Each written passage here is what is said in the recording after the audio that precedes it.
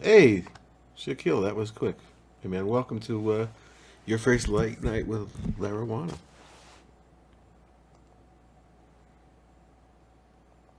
Hey, what's going on, man? I'm just going to invite some people in. Sometimes hmm we play music, sometimes we hang, smoke, and talk, and we just organically try to sort of hang with each other every Friday and Saturday night and morning. Where are you located? Okay. You're in England, yeah? Yeah, I'm in England, man. Yeah, I'm just chilling back. And so it's what, early in the morning there? Yeah, it's 5 a.m. Oh, well, are you waking up or going to sleep?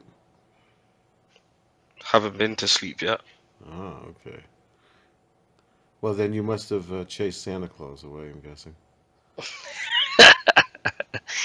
Yeah, I ate his cookies.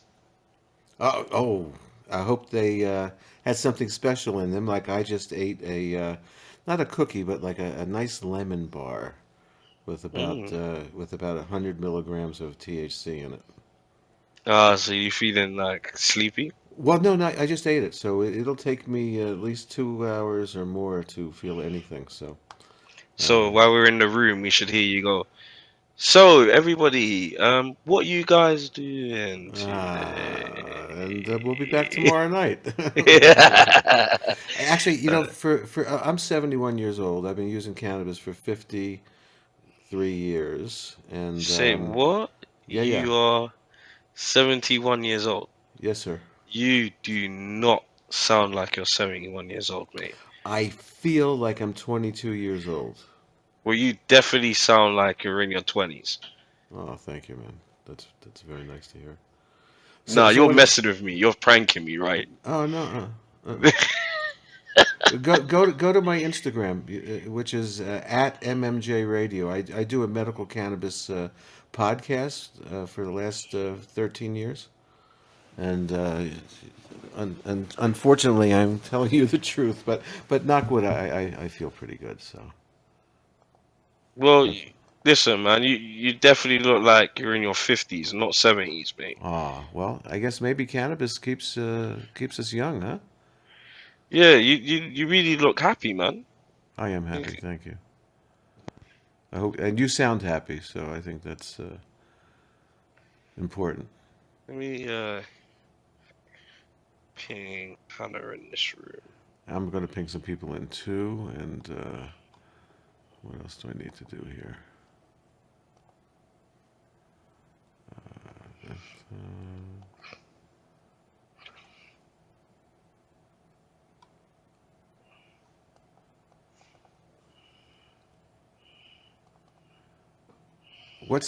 what's it like with legalization for cannabis in England now? What, what's what's Well, what's happening, so to speak?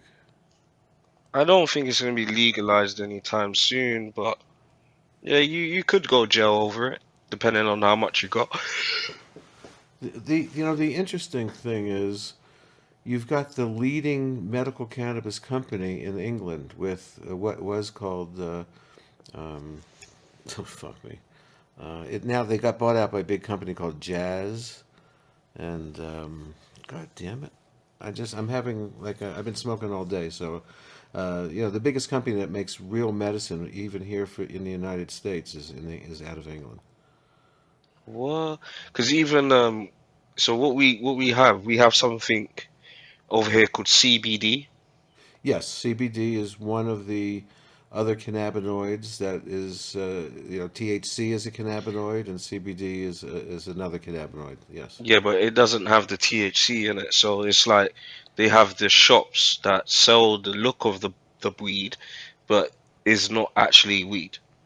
Right. Well, actually, it is weed. It's the same plant. It's cannabis. Okay, and it's the same exact plant, but the world now has made a definition and a designation that hemp, okay, which is the same plant as cannabis, that's got high concentrates of CBD in it because that variety is, CBD is very prominent, but it does have THC in it. But the THC, if it's below 0.3%, that's considered hemp. and you can actually get a buzz from 0.3% THC that's in the hemp. Are you serious? Oh, I'm very serious, sir. Absolutely. So it's the Just same plant. understand. It's cannabis. It looks like it, tastes like it, and it just uh, over 0.3% is considered, the illegal kind, unless it's legalized where you live. Otherwise, it's hemp, which is pretty much legal all over the world now. Okay, so I've just come across where is cannabis legal? Okay. Let's just really check this out. What, legal in Spain to some extent? It's legal, uh, in many of our states in the U.S. Have you ever been here? No, it basically this is what it says, right? Cannabis is illegal to possess, grow, or distribute or sell in the UK. It is classed as a B drug with penalties for unlicensed dealing. See. This is the word I hate, man. You see, they use an unlicensed, right? So it's Mm-hmm. like if they say you can have a license for it, it's okay, right? Unlicensed production and unlicensed trafficking of up to 14 years in prison. Wow. So that means there are people in the UK who have a license to, have it, right? But I am not real sure if there's a real medical program in the UK. I don't know. Don't know the answer to that. But it's certainly, excuse me. Ah, boy, that last hit was a good one. It certainly has medical value and is legal medically. And God, I'm having like a 71-year-old senior moment because I can't think of the name of the company in England that's been there making medicine for the United States. So hang on a second, I'm gonna have to go look. They Cannabis. they got they got bought out by a company called Jazz. GW Pharmaceuticals is what it is. I just came today. GW Pharmaceuticals is growing thousands and thousands of plants in the UK. They bought it for $7.2 billion. $7.2 billion. Yeah, Jazz bought out GW. Yes, so Yeah, GW, yeah, that's it. right.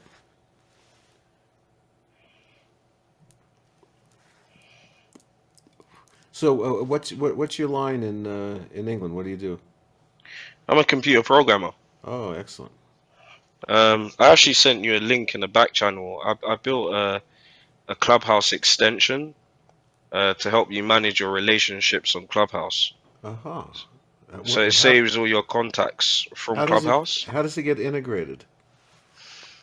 So everyone has a Clubhouse URL attached to their bio, and what it does is you type in your username. Behind the scenes, it goes onto your public profile, and it takes your public information from Clubhouse, and then you create an account. Very easy. And But the public information. where do Sorry, people say that again. see? I'm sorry. Where will people see this information? So if you were to go onto your profile now, Which I will do. and I'm looking at yours right now, but okay, yeah, if you even go into mine, right, all right, go ahead. you'll see a share button. The share Like button on the right. Yes, on the right hand side. Yes, I see yeah. that. So if you copy the link Right, and which then I you just paste it did. in the browser, you will see that there's a web address with my username, and if you click it, you'll see a page with my profile on it. Okay, hang on a second. Let me see what happens if I do this.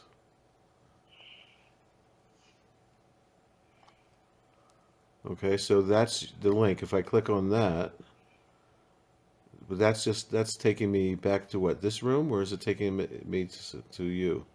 Are you on a Let me see. computer as well? Oh, I'm sorry. I am on a computer, so it might be different for Yeah. So me. type in clubhouse.com Right, hang on. and then Okay, write slash forward slash. wait, hang on.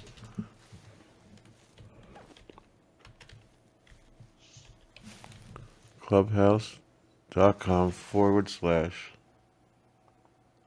and then I want you to put your username, which is at mmjj radio, and then click enter.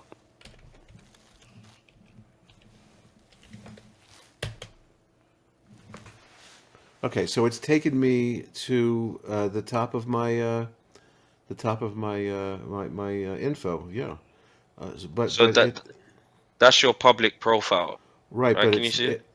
I can't see all of it. I can only see the first paragraph up until the initials of where I used to live. I don't, if I click on it, it's It will not. take you, yeah, it's so that's all it does, right?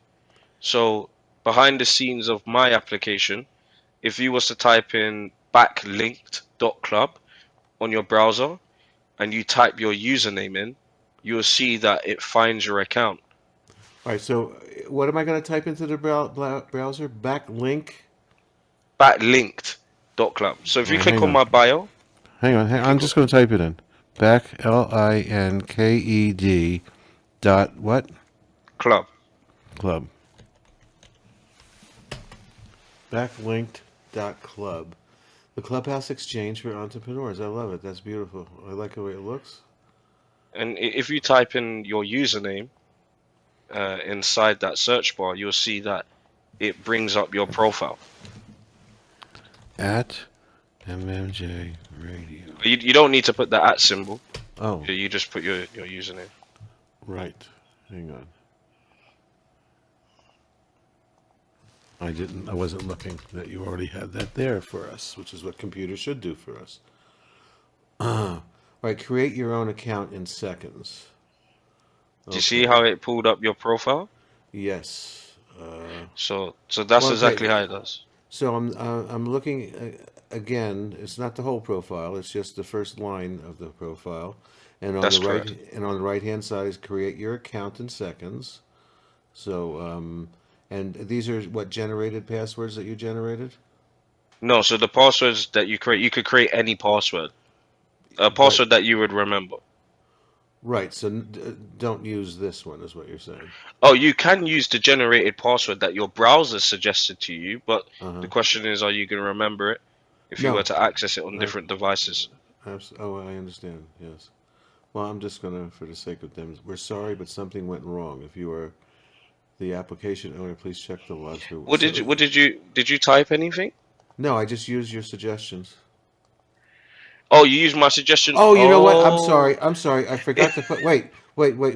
I forgot to put my was a email. placeholder. It was a yeah. Right. I forgot to put my email in, bro. Hang on a second. Sorry, I need to put some like warnings there. I'm still developing it live, but I will put warnings there. And What is your goal with this site? so I just want to help people be able to manage relationships on Clubhouse because like you connect with people all the time and people will pay an interest to you, but it's very hard to forget. You know, it's very easy to forget the conversations you had. So it's basically a system that helps you note down your last conversations. Mm-hmm. And it's very easy to use in the sense that you can see who you last spoke to because to add a contact to your system, you just type in the username.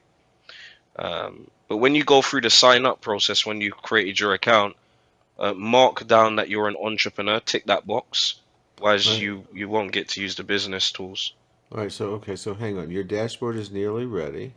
Step one. Are you an entrepreneur? So Yes. yeah, tick that, and then there's only three stages that you have to do, and then you can start using the business tools. So you just pick one of those. Step one. Yeah. Oh, you can click all of them if you want. If you Are you happy?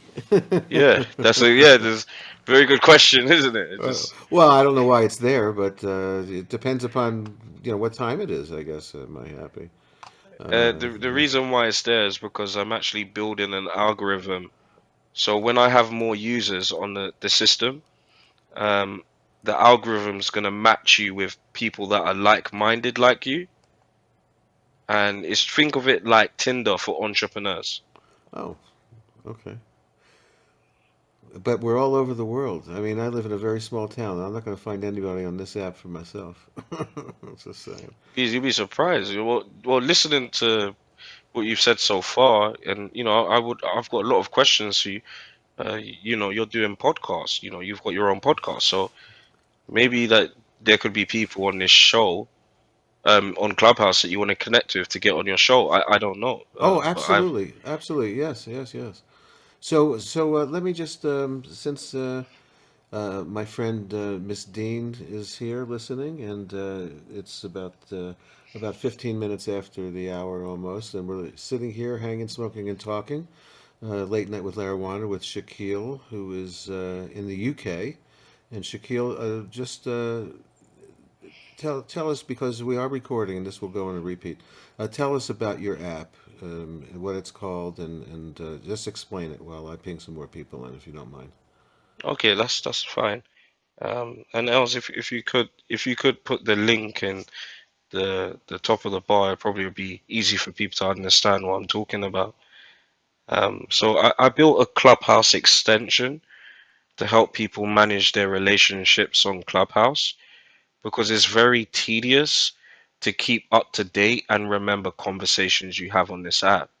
Managing everything through a back channel can be quite annoying. So I built a CRM system, which stands for Customer Relationship Management. And for people that don't know what that is, think of it like a designated phone book, especially for Clubhouse. And you'll be able to collect people's emails, telephone numbers, and you'll be able to write notes about the last conversation you had with the person you're engaging with. Also, people can create their own profiles and they could pin a link at the top of the Clubhouse room. For example, I have my own profile and it would say book a call with Shaquille. So, for example, when Els creates his profile, it will say book a call with LS Love, right? So people can, from the Clubhouse stage, they can easily book a conversation with whoever's got a profile on backlink.club by simply typing in their Clubhouse username. So it just feels like they never left the app. And in that case, it just makes it feel more trustworthy. Wow, very cool. So, are you familiar with the app that I'm using for my PC, and they make it for the Mac iOS as well, the Club Club Deck? Deck? Yes. Yes, yes, I am very aware with what Club Deck is. Um, Is your I link think ap- it's very useful. is your link appearing at the top right now? Oh no, no, no! It's not. It's my profile link. Oh, so which one do you want me to put? Hang on a second. Let me delete this. I sent it through the back channel, backlinked.club. All right. Oh, that's right. All right. Hang on a second. Let me get it. Backlinked. Oh, yeah, it's in the message. Hang on.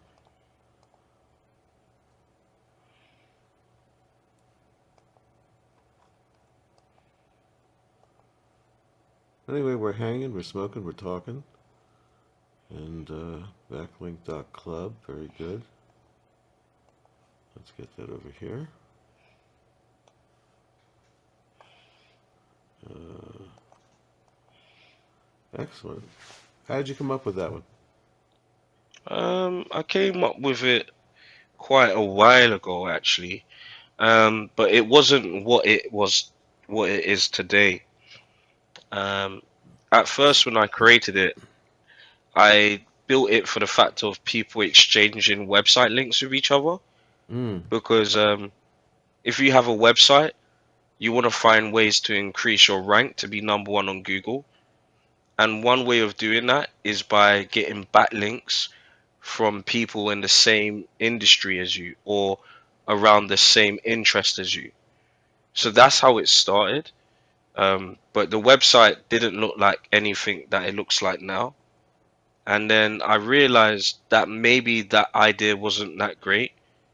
And then I started seeing what people were doing on the app, that they were making money on this app. And even I've made money on this app. But to be able to manage everything is quite annoying. So I thought, what if people had a system to manage all their relationships from Clubhouse?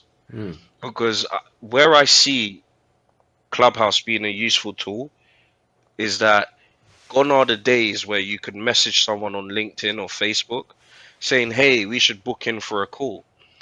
You see, when you say this to someone, automatically they think that you're pitching to them and they know what's coming. You see, I feel like the way Clubhouse should be adapted in people's sales funnels is a fact of diverting traffic to a Clubhouse topic. Because when people can hear your voice, they can start to build trust with you. Yes, I totally agree, and I think that there will be a time here in the future on Clubhouse. I think that we'll be able to maybe put a link up there and play a video that we could all sit and watch and then discuss and so forth. I know that's got to be coming. It just doesn't make sense that they wouldn't do that, don't you think? Yeah, they've actually someone mentioned that they are putting video functionality in 2022. Well, it makes sense. That would be really cool. I wonder if everyone will be in the room watching like a movie.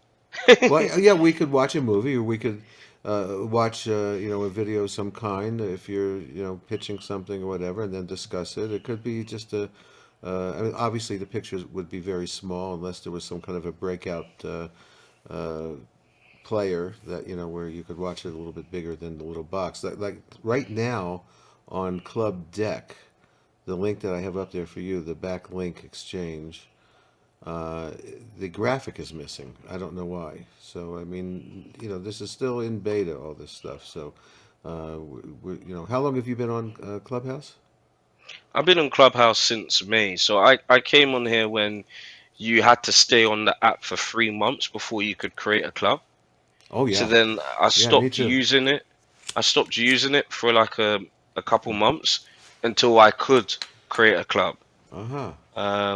And then because I felt like when you join Clubhouse, you got your party hat, right? Yes. And some people might take that as you don't know what you're doing or you're not somewhat qualified. You haven't got any social proof that you're established on the app. Um, so that was one of the problems that I came across because I felt like I had a lot of knowledge and I could add value to people.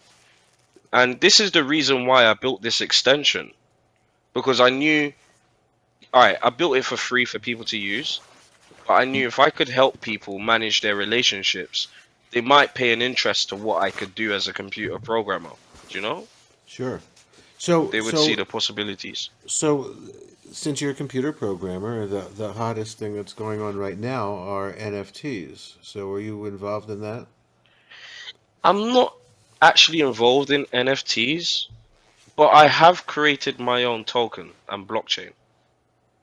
Okay, so I'm not an expert on all of this. So uh, what's the difference between a token and an NFT, and where do they intersect? And can you tell me about that?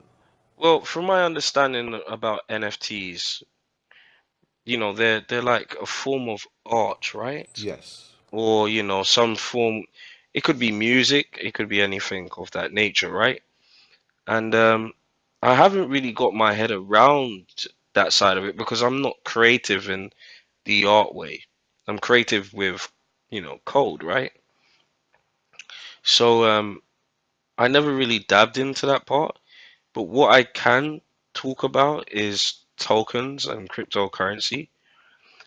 Now, the way I see tokens being adapted into business, all right, I'm going to say something that could help you understand a bit more.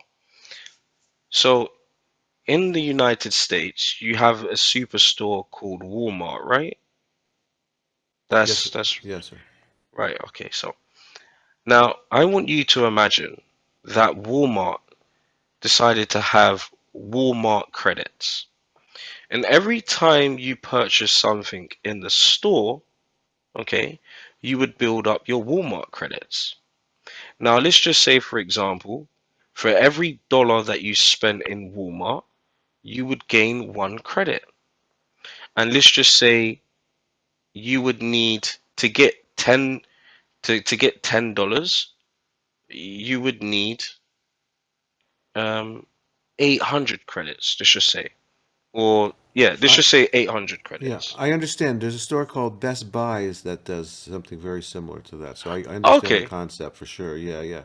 all right. So in that case, this is how businesses should apply crypto tokens in their system or in their business.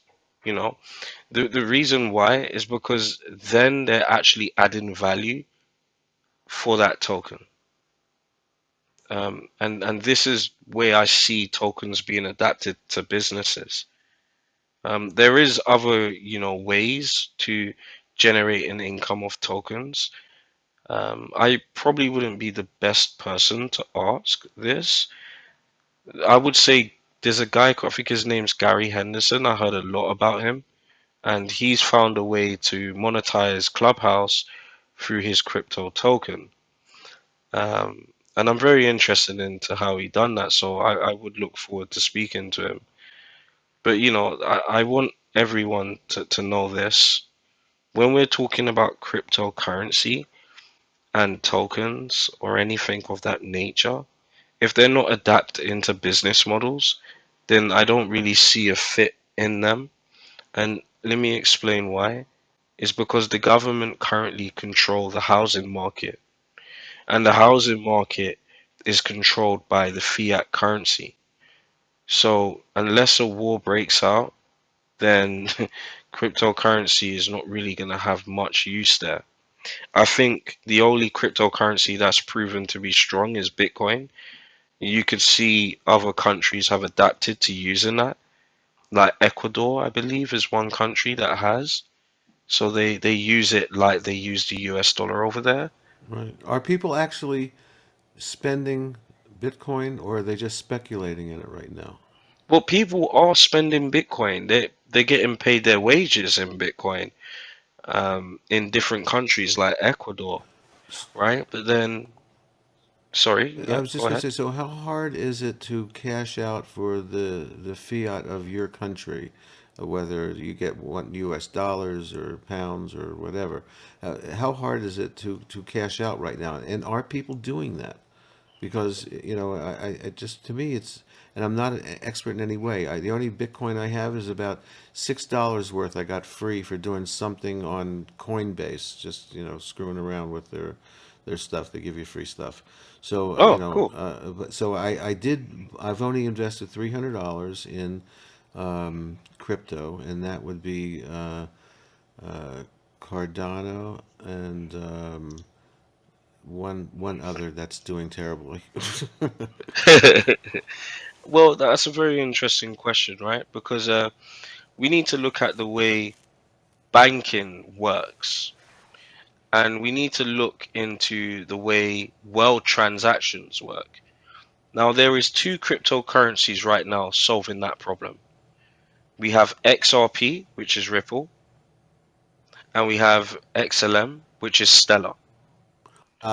I Now, have that Stella, and I bought it, and it went way down, and of course, Stella's on the downside lately. So I mean, I only put $100 into it, but half of no, it's gone. you done the right thing. You've done absolutely the right thing. Do not take your money Oh out, no, Stellar. no, I'm not going to.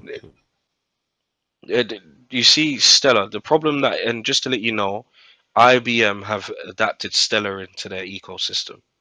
Wow. Look, yeah, it is wow. Let me tell you why this is wow. Is because you asked me a question such as how can we exchange our crypto for any fiat? This is exactly what these two cryptocurrencies do. Do you know if you was to send money to another country, in some cases you might need to exchange it for the US dollar, then to exchange it for something else, right? So I'm from, the UK. So if I wanted to trade money in Pakistan, for example, there might not be a solution for me just to exchange my money to their local currency. I might need to exchange it to the US dollar, then exchange it to, the currency they use in Pakistan. I'm not too sure what it is. But with Stellar and XRP, they've built a network where you can transfer any amount of currency through their network. and the person on the receiving end can take that exact amount out, and the transaction fee is little to nothing. You wouldn't even notice it. We're talking like fractions of a penny. Uh huh.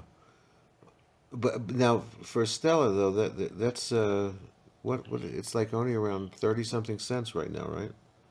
Yeah, that's correct. Yeah, Yeah, I believe so.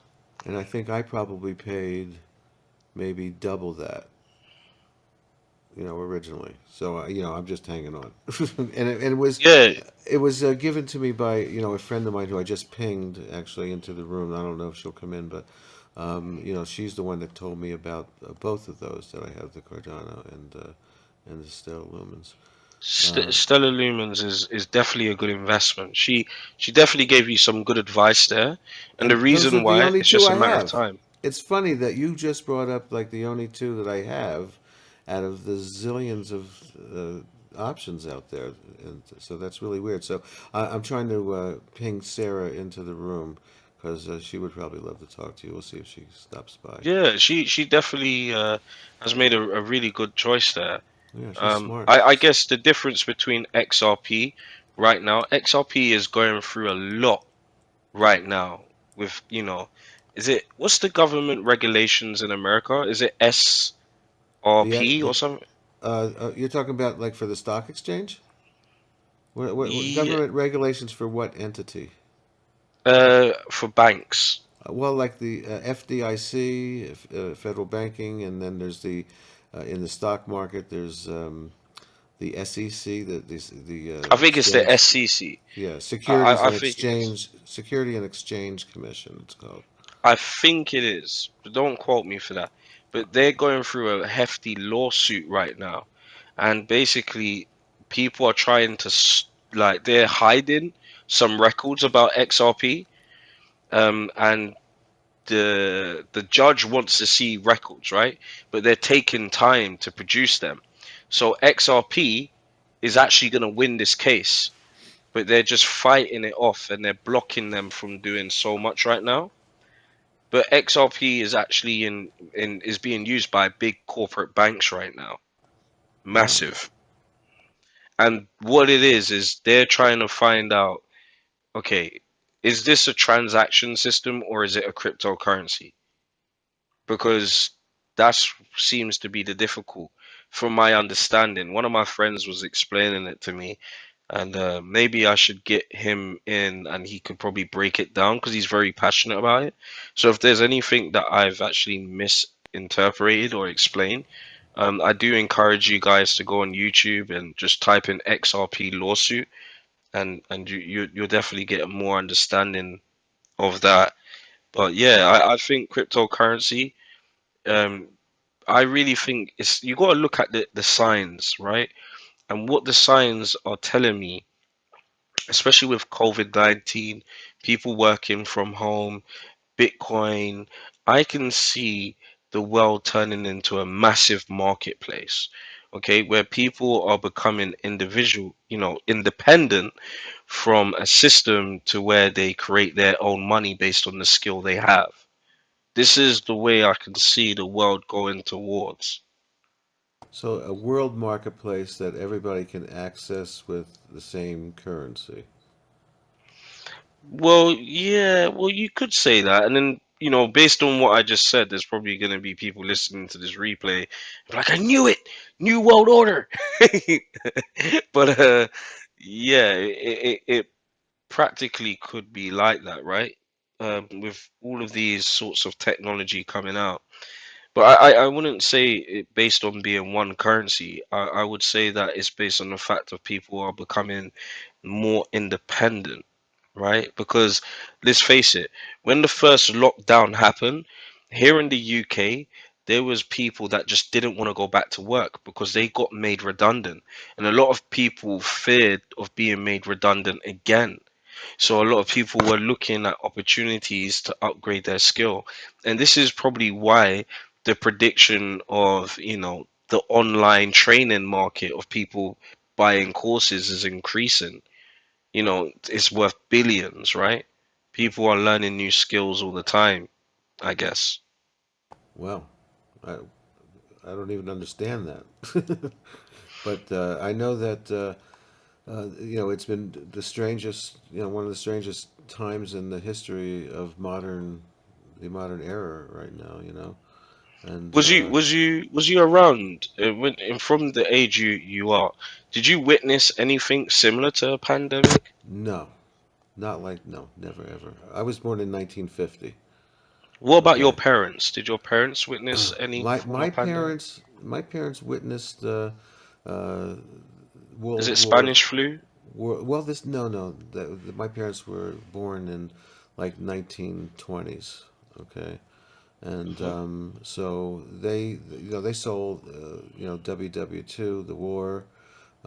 I wouldn't say there's in my lifetime, in their lifetime, those generations.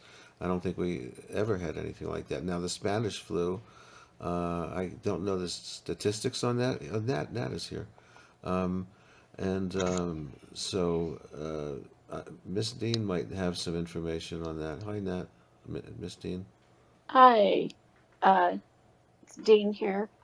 Meet Shaquille, Dean. Hi, Shaquille. I've been Hey, listening. Dean. I think I think I jumped in maybe 7 minutes in uh, when you were talking about the navigating the clubhouse model and positioning and all of that. Um, so there were a couple of things that came to mind in the conversation was currency is also um, seen in a personal capacity as also our agency, like agency as who we are, currency as how we what is what our individual value systems, and that came up, and then also something else that you brought up earlier in the conversation. I equated to kind of marketing um, as maybe mainstream terms, but you were just discussing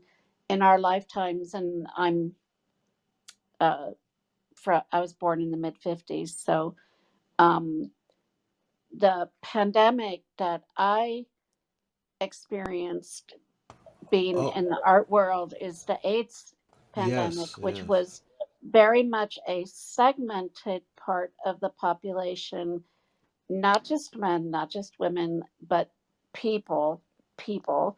And one of the things that you said, Shaquille, is that you didn't come from the art world, but I came from the art world and began um, being very involved in the fine arts world in my young teens. Um, and so many of the people who became my peers just because of our engagement in the art scene, and that was San Francisco, Los Angeles, and New York, and that we were all uh, with each other in a multiplicity of ways, including where this unidentifiable KC, Kaposi sarcoma, um, or KS, became like the sign, and then people just started dropping like flies. And um, at the time where ACT UP and um, silence equals death and all of that came about, interestingly enough, my career had grown to the level where I actually had a flat in New York and had a flat in San Francisco and had a flat in LA. And this triangle, it was just compressing.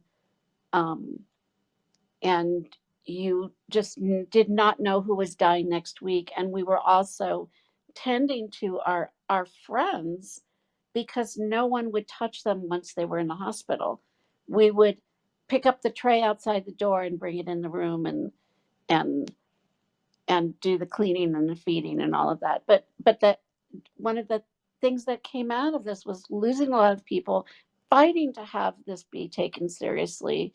I sat in a meeting at the clock tower on Wall Street, which was an abandoned clock tower on Wall Street in a building that was just pretty funky, where we were like we got to do something. Let's, and someone said, well, what about making a red ribbon and like AIDS awareness? And that was in New York. And then that, here we are.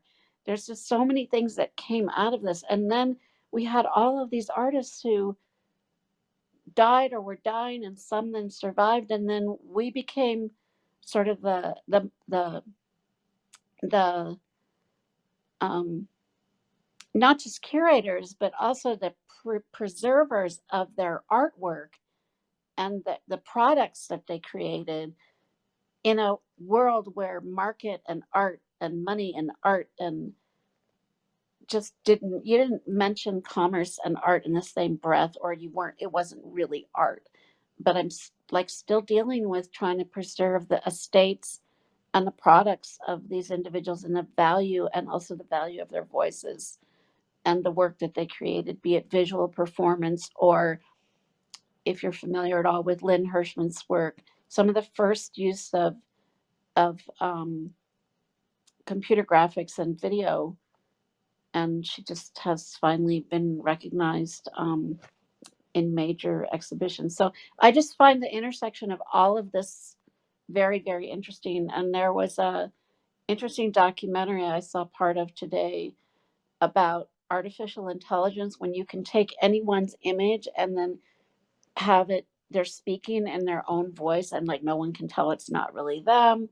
um, Putting someone's facial image onto a body and then creating this entire um, archive of porn that's not really their body. How do you make someone appear as someone else? And that, something that really came out of what you were discussing is about the IBM using the a cryptocurrency form, is US government and the regulatory process it goes through moves so very slowly that that's why the regulatory aspects of any of these are not going to bode well for the United States, because the United States, in terms of regulatory guidelines, moves too slowly to keep up with the way the rest of the world works. So I know I've just brought up about 25 or 30 No, things, but I you are. thought it was very interesting how they intersect Yes, together. and you are so good at explaining things. Thank you, Dean. That's I understand all this a lot better. You know, that's very interesting, and I'm embarrassed that I didn't think of the AIDS uh, thing, because I was in the L.A. at that time in California, and so yes, that was definitely, in answer to Shaquille's question. That was still is not a great thing. It just was a very weird, difficult time, and not to the extent.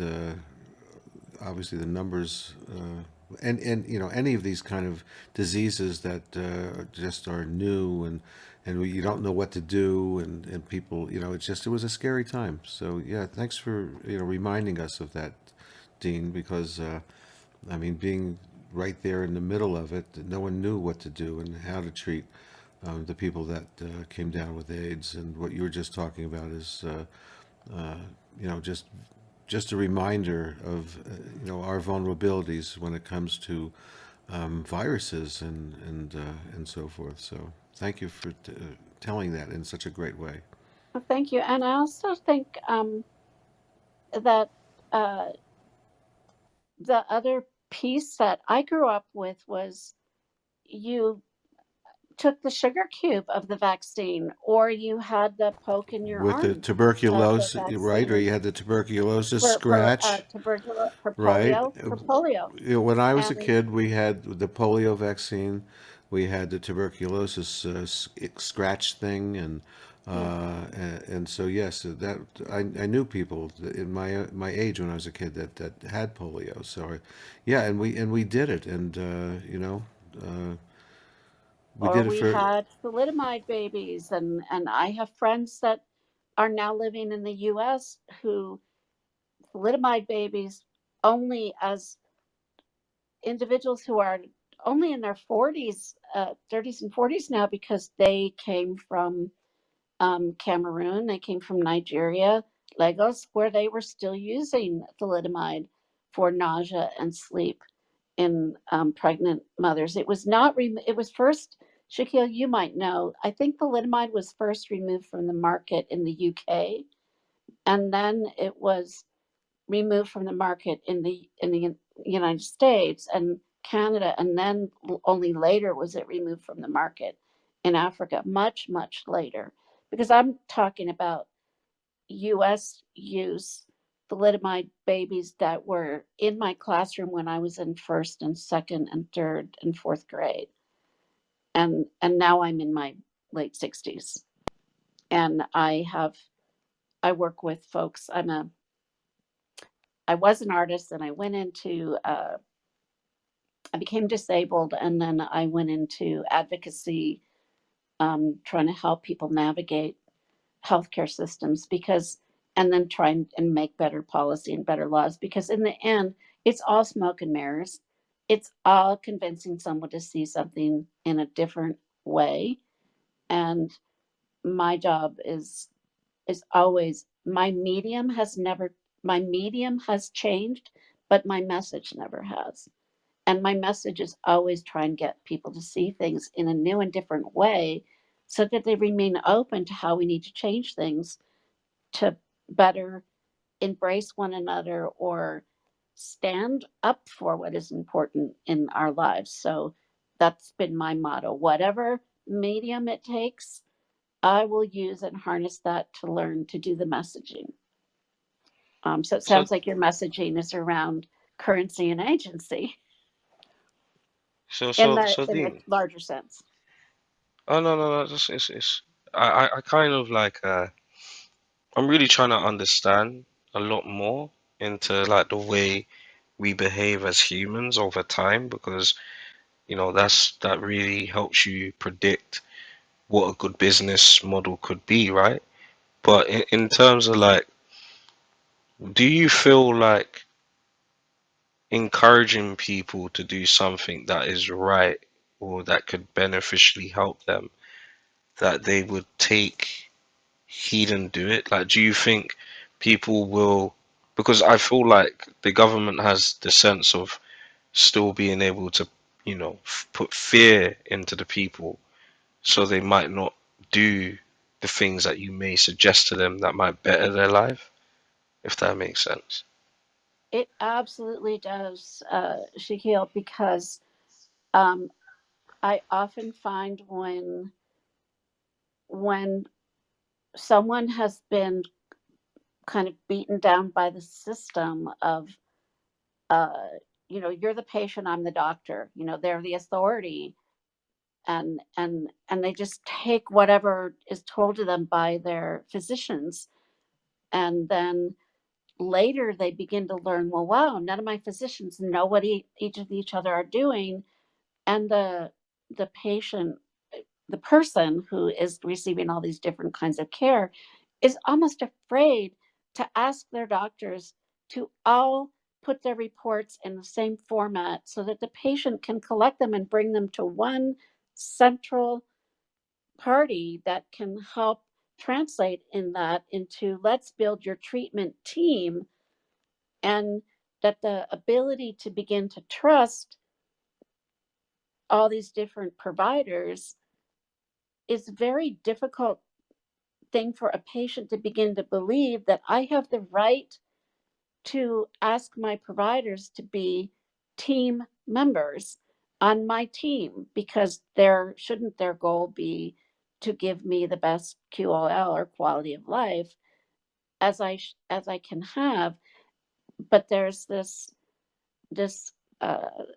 foggy, scary, slippery slope, or whatever however we want to describe it, where we begin to feel like, well, I don't have the right to ask them, that doctors are somehow uh, gods, or they are magicians, but they're not. They simply do a test, get a result, give you the result and the outcome, and then make a suggestion of what you can then do to maybe change or treat, but that none of them communicate with each other. So you kind of end up with this scattershot approach with the real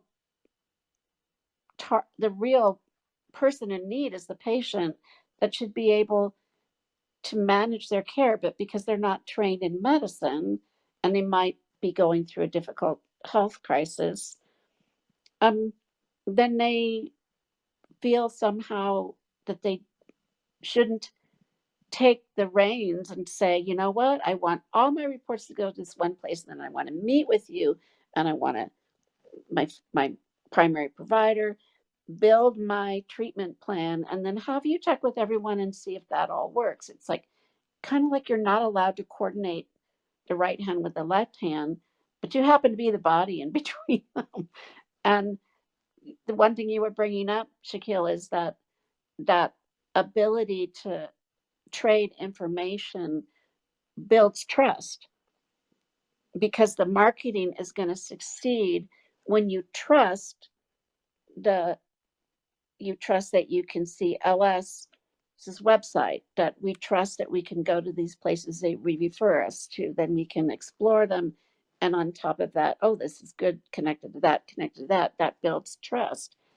And I do see there's this convoluted way that we're asked to be part and parcel of something, but kind of without being given the permission to take up the reins of being part and parcel. And that it's that imbalance of power that fascinates me. And I like to help strengthen people, because even writing policy and getting it passed by state or federal, passed by state legislatures or passed by the United States Congress, it's such a long journey. And but in the end, it's all sales and marketing. And I spend a lot more time, I think, priming the pump to get the educated vote. So if it comes up for a vote, they're going to actually know to use their brain cells when deciding how they're going to vote on something, instead of just voting what someone else tells them to vote on. So spend a lot of time like, you really need to understand this from this point of view. Here's data information. Come back. If it changes, give it again. If it really changes, say, you know what, I was wrong here, but here's the corrected information, and not hammer them on the head with it, but just always be available and always be willing to say when I'm wrong, or add more to it. Don't hit them over the head with too much, but don't don't tease, but become a trusted resource. And that's when you get the private phone numbers of major players, because they know when you're calling on them, you're bringing them something that they need and they want.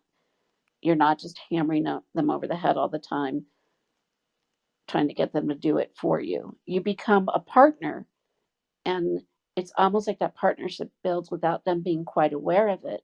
And I think that those kinds are the kinds of partnerships you can trust, because the kinds where you're being tricked into it or you're being overwhelmed into believing, that doesn't feel like trust. I've talked way too much.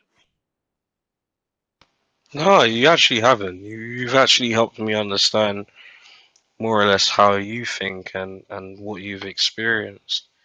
And it's really important. You know, I'm 28 years old. I'm gonna be 29 in January, the 20th. I had to think about that. But yeah, it's very interesting because I like to learn from as much people as I can and what they experience in life. So, You're a hmm. Capricorn. My birthday's January 13th. We'll have Do to you know party. what? I'm supposed to be on the cusp because I'm born on the 20th. Ah, So I'm supposed to be Capricorn and Aquarius. That's probably why I've got magical powers. true that. Um, so is there, do you know, while we're here and we're just talking, have any of you experienced any sort of spiritual experiences in your life? Have you seen anything that people might call you crazy for seeing? I tend to find, people that are more down to earth may experience things, are more open-minded. Well, since Miss Dean just talked, I'll go first and say that yes, absolutely. And this happened in about 1965 when I was going to a boarding school, co-ed boarding school in a small town in Delaware, outside of Wilmington, Delaware, in the USA. And so living in dormitories, I was probably around, either 14 or 15 at the time. And, one night we saw this weird light out in this cow pasture because this elite co-ed boarding school that I was lucky enough to go to, was pretty cool. But we're talking about the mid '60s, and that was during the time when there were lots of UFO sightings, and and they used to make excuses like they were swamp gas or something. And but so one night, a few of us had seen a light out in the pasture that just shouldn't have been there. So why was there a light out there? You know.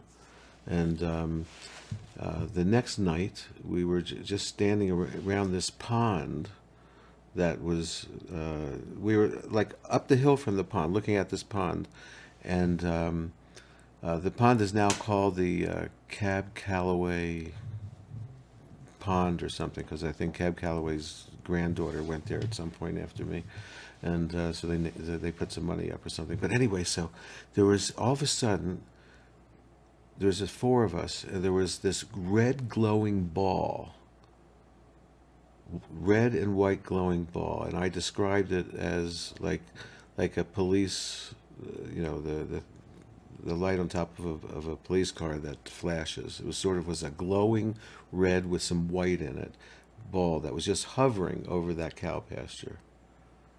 And it was just hovering there. It was silent, and there was about four of us, and we were just there in awe. And I just want to go on the record by saying that this is pre smoking cannabis for me, okay? And there was no intoxication involved in this. This was real, and this big ball was just hovering, and then it just started moving slowly towards the north, towards Pennsylvania. We were sort of walking with it a little bit, and then all of a sudden, whoosh, boom, gone instantly.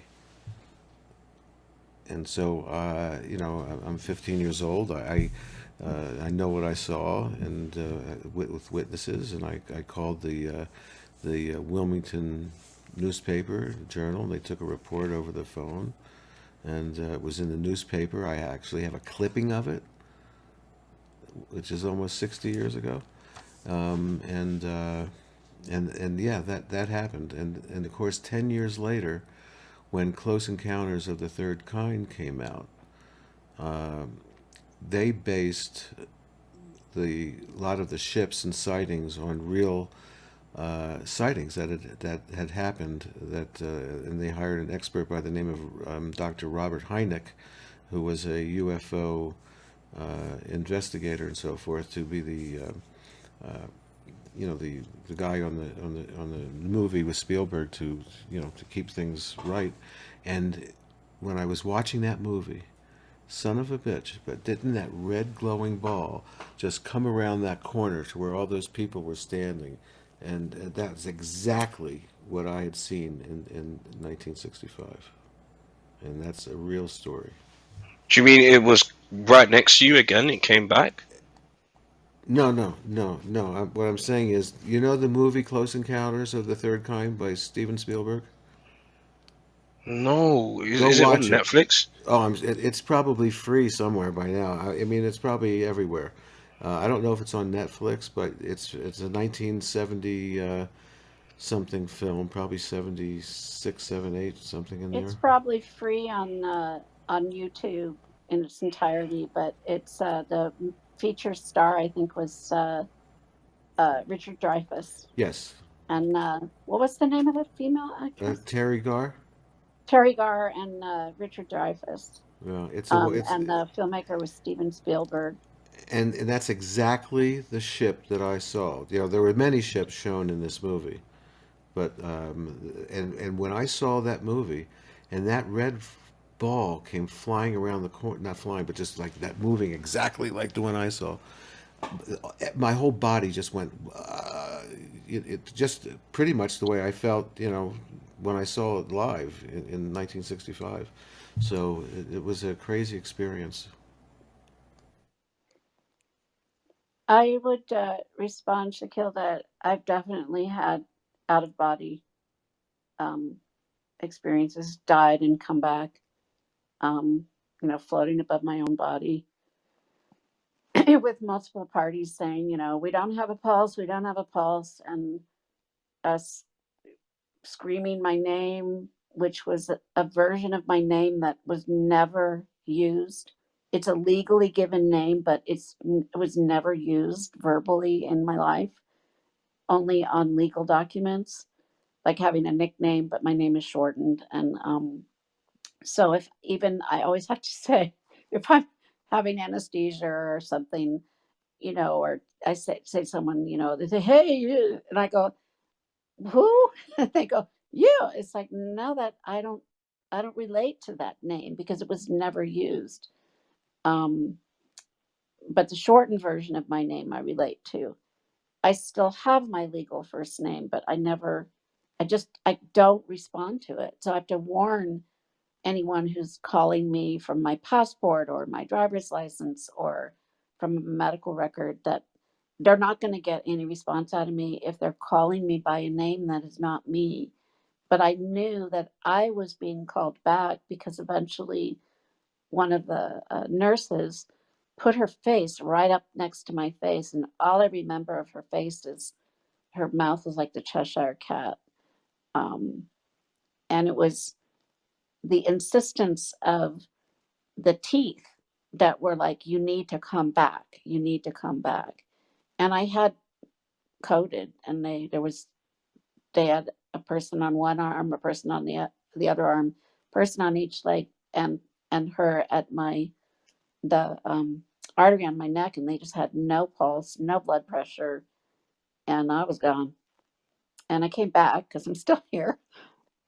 That's one experience of just leaving my body and not being in it, and but being like watching this whole scenario and kind of wondering, what are they looking for in this person that whose body that doesn't belong to, and then realizing that somehow they wanted to put those two things back together, and somehow I decided, well, I'll give it a shot, I'll give it a try, even though that's not really my name, kind of thing. But I think that people who are willing to be more creative and go out on a limb and take risks and try new things have generally had some kind of experience where they've been shaken to that core of questioning, is this real? And then coming to a place where they've accepted what is real, what is not real. It is experience, and real or not, I accept it as experience. And then I use that as part of the way we move through life, which is that nobody really understands anything unless it comes out of the vocabulary created by their own experiences. And Ah, that is where we begin to say, even in this huge risk, there's something in it that somehow makes sense to me. So it must be part of my vocabulary, part of my agency, part of my larger concept of currency or living. Ooh, that's heavy. that was just wonderful, and wow, yeah, thank you, Dean. What about you, Patricia? Have you experienced anything? Yeah, welcome, Patricia. She just came up. Welcome, my friend.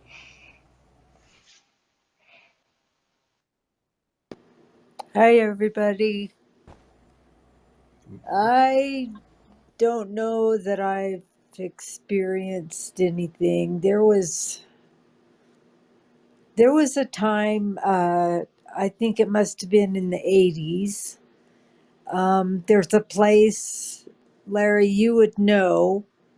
You know where the exit is to get off at the bottom of La Bajada Hill to go Going, to go to go, Cochiti, but yes, it's going at the from bottom of La Bajada Hill. Yeah. going Going from south. Santa Fe going towards Albuquerque. Yes, of course. Uh huh. Yes. Well, Yeah. I was in a group. I was doing this stuff in the 80s. I was in a pyramid scheme, and I was in a group with a bunch of people who were sort of, I don't know, new age hippies. I don't know what you call them, but they lived kind of on the east side of the interstate, way back off on the east side of the interstate at the bottom of where La Bajada Hill was. And there's kind of a little community back there. And one of the guys that was they called this the infinity process, was this pyramid group. And one of the guys and I were riding back there to go to a meeting with a bunch of different people in the group. And all of a sudden, we see like this missile thing that flies across the sky, and we just watch it. We just watch it, watch it, watch it, watch it, watch it, and then boom, it's gone. And we looked at each other and we thought that was a UFO. And I think we were just kind of both stunned. And I'll never forget that. We both saw it. But it was something that I thought that was sort of unbelievable. And that was in daylight. Yes. And that was in the daylight. Mine was at night. But then Go ahead, please. but then oh, another thing I started listening, and I the AIDS epidemic, I guess is what they called it, that really affected me because I was working in the hospital and I worked with those patients and took care of them in the ICU, and the family dynamics with them was just, I mean, we had a patient whose mom was like a big wig in the school board, and she didn't even know her son was gay. And her son was a school teacher, and his boyfriend was an occupational therapist, and they could not come in and see him on at the same time. It was so sad. The AIDS epidemic was so sad, and it was the closest thing to COVID because you couldn't help them. You weren't real sure about what was going on with them. I took a workshop that was, I can't remember, it was given by New Mexico AIDS Services, and it was an intensive that lasted, it was, I think, a couple of weekends, and it was in how to take care and treat AIDS patients. And then you would be eligible to get an AIDS patient. And I got an AIDS patient, and I talked to him a couple times, but he always had a group of friends that was helping him. So I never really got to know him very well. But that whole thing was very intense. Yes. Yeah. And, Very good. and thank goodness they found something to help those people, because people now can live with AIDS, and they're not able to completely eradicate the virus, but they can treat it and people can have a good livelihood with it. Yeah. So, Did anyone find out how? Sorry. I was just gonna ask. Did anyone find out how it started and how it came across? Well, there's stories about that. I don't know whether it was ever proven. Dean, do you know Well, what the today's explanation is? AIDS is acquired immune deficiency syndrome. Nobody dies from AIDS. You die of the you die when the you become, you get a disease factor progression when the immune system cannot fight off uh, uh, a disease factor that gets through the uh, weakened immune system. So, in many ways, SARS has been around even before AIDS, uh, and um, all the vaccine does is try to create, and with all the variations, is tries to create this immune response to if the virus infiltrates through, the spike proteins break through and infiltrates the body. So um, some of the building up the T cells, which are the fighter cells against a viral load, uh, is part of the whole approach to trying to find a vaccine as the that will deal with COVID-19 and all of its variants. And we even go back to look at like H1N1 flu beginning. It almost became a pandemic. It was an epidemic, but it almost became a pandemic, and how how much that could devastate someone's system. So, but now they're finding that with the newest, most widely spread variant, um, that there are mechanisms in uh, there are 4 brands of monoclonal antibody therapies, and there's only one that has a pretty high success rate at kicking the body's immune response into gear. Um, One of them does it pretty well. One of them does it at like 80%. One it does like 30, 40%. And the other 2 are completely useless because they have zero impact on the getting the immune system to mount itself against the variant that's Omicron. So it's the speed at which an mRNA vaccine was developed, and that how much we don't know.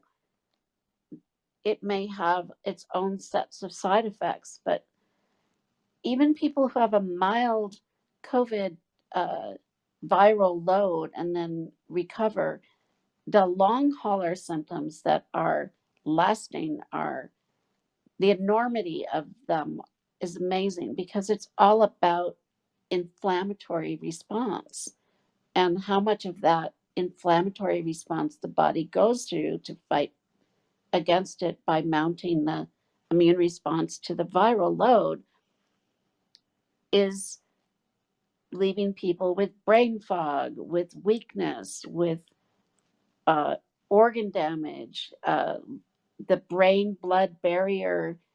It it all's infiltrated, and that brain blood barrier is been a very hard one for viruses, which are aggressive little creatures, whatever they are, been very hard for them to break through that brain blood barrier, and it's doing it, So and so so nobody Dean, knows how to stop it. is there enough data in yet from people that have been double vaxxed and then get the third booster and maybe they still contract it, but they go through light symptoms and so forth? Are there still lingering aspects to those people, or is it just too soon to get any statistics on something like that? The case managements that I've been working with folks who've not ended up hospitalized and had and still are have and they've recovered. Um, they were vaccinated. They got cases. They're not fully recovered. They're just like they don't have their thinking's not yet clear. The brain fog. Sometimes people call it chemo. It's like chemo fog or I just don't feel right, or I just um, And this is with the light cases also. this has Vax. been with vaccinate people that vaccinated. Um, Most of the people who got these breakthrough cases had some other, not, I wouldn't say it was always a comorbidity or co-occurring condition, but that they had some weakness in their general physical profile, but not severe enough Right. for me to say they had, you know, significant, significant other diseases, but they had some body weaknesses that caused them to get sicker than they might have gotten, but not so sick that they needed to be hospitalized. And um, they're really struggling with, like, one of them just moved somewhere. She's been independent, intelligent, smart, retired graphic designer. She's like, I moved, but I don't know my address. And she said, I've got to go outside of my, I've like written it down. I signed the papers. I've got to go look, go out my door and look, what are my street numbers? And then she'll like not know what day of the week it is.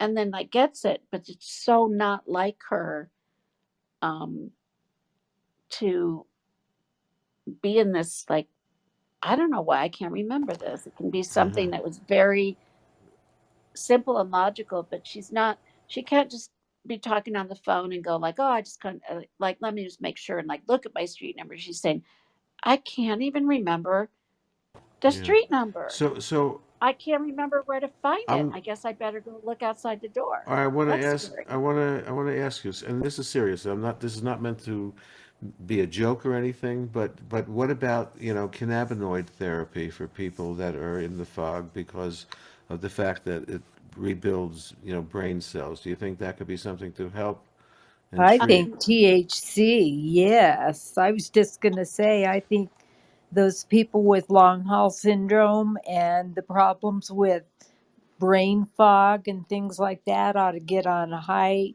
THC full extract cannabis oil. In yeah, fact, there's a group on Facebook that's about COVID-19 long hauler syndrome or something.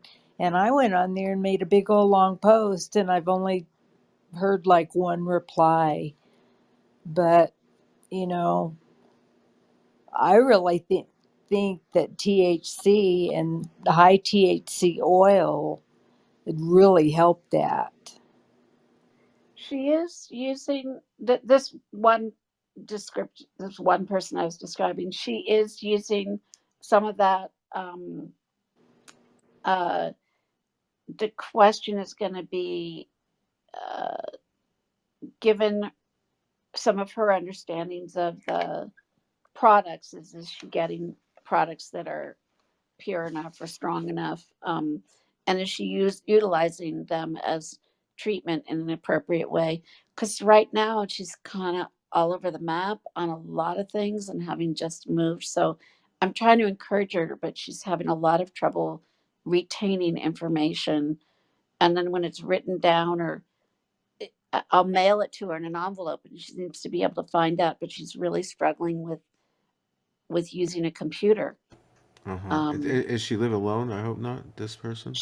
she moved to actually live near her adult son and Oh, that's good. daughter-in-law and her grandson, That's um so that she could get some help. right. But they had a big Of spat, course, and I families suck. What can I tell you? so that I think they're going to get over it. Yeah. Everybody's kind of like leaving each other alone for the Yeah. holidays, and I'm hoping that they'll Yeah. come back together. Well, And just for the sake. Okay, I'm sorry. Go ahead. I just go ahead. no, that's fine. Just for the sake of the topic and the room, I just want to say that if anyone is in a legal state and wants to try that, read up, go to some experts on cannabis, and just if you're going to introduce yourself to cannabis oil, do it very slowly over a period of time if you're not used to using it or using cannabis, because if you have a bad experience the first time, you'll never go back to what maybe could really help you through something, whether it's COVID fog or whether it's anything that cannabis is good for. So it's just a matter of introducing a new person to it really in the right manner. Right, Yeah, Dean? she was using it recreationally, and more so before. I think one of the things to remove in order to use the cannabis medicinally more, like how you were saying, Patricia, like high dose, slowly bring it into the high dose. Uh, the frequency and all of that is with the holidays being around, that kind of Thanksgiving holiday and stuff. She was thinking, I just want to drink a lot of wine, and so I'm not. It was alcohol really needs to kind of be removed from the mix to try and really use the cannabis as a adjunct A- therapy to Absolutely, rebuilding absolutely. her immune system. Not, I'm not saying, and I'm not being a teetotaler. It's just that she uses it more as a relaxation tool as opposed to medicine beyond um, Right. relaxation Well, and alcohol and cannabis for. don't mix very well together, No, they don't. depending upon. I mean, a tincture is one thing, but I don't even like tinctures because it just that generally with high alcohol that just burns your tongue. So, Yeah, uh, I'm allergic to alcohol, so it doesn't yeah, even to pass my lips, but what in tinctures or you anything. know, But I yeah, I hope Shaquille, are you feeling left out yeah. here Shaquille again? owes us his story, by the way. Sorry, guys. I'm actually in the. I was in the middle of making some breakfast. But no, go No, ahead. you when you're finished making your breakfast, it's sort of your turn to tell us about your experience that maybe is questionable or you don't know if it was Oh, real or do you know what? it's your. I've actually got one to tell you. Just give me a All right, moment. yeah, all right. Take your time. Finish your breakfast, by the way, so that you have energy to tell us what's up. And Patricia, I'm making thank you some for packet noodles, so I'll have the time to talk. Just give me a no second. chip butties for breakfast. No chapatis, no, not today. I had a nice Indian actually yesterday, last night. It was really lovely. I love Indian food. Oh, tell me about it. So anyway, I tell you what, let's take a quick break. We're listening to Late Night with LARIJUANA. We're hanging, we're smoking, we're talking. We've had some great stories, and it is Christmas, so we'll take a quick 3 minute and 36 second break and be right back. Put on a tune. So this is Christmas, and what have you done? Another year over, and you won't just begun. And so this is Christmas. I hope you have fun. The near and the dear ones, the old and the young. A very Merry Christmas and a Happy New Year. Let's hope it's a good one without any fear. So this is Christmas, for weak and for strong, the rich and the poor ones.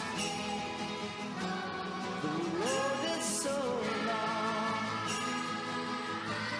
and so happy Christmas for black and for white, for yellow and red ones. Let's stop all the fight. Merry, Merry Christmas.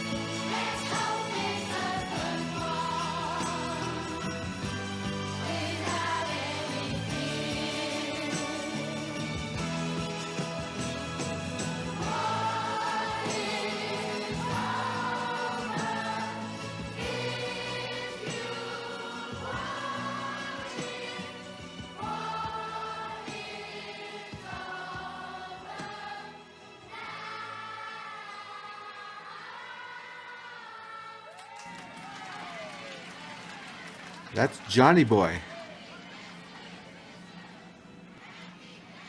Can't forget about John Lennon at Christmas. Nah, you gotta love Johnny. Absolutely. And Yoko, for that matter. True. What? Was that played all in within Club Deck? Yes. Were you hearing it in stereo? I hope. Oh, so was that a stereo you had next to you, or was that an audio No, played in Club Deck?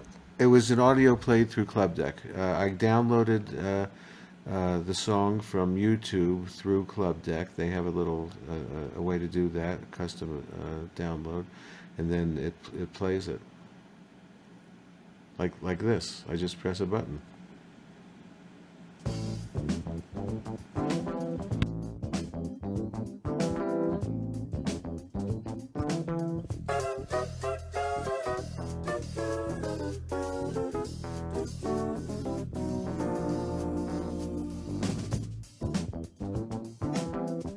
Little smoke break right now with Stevie.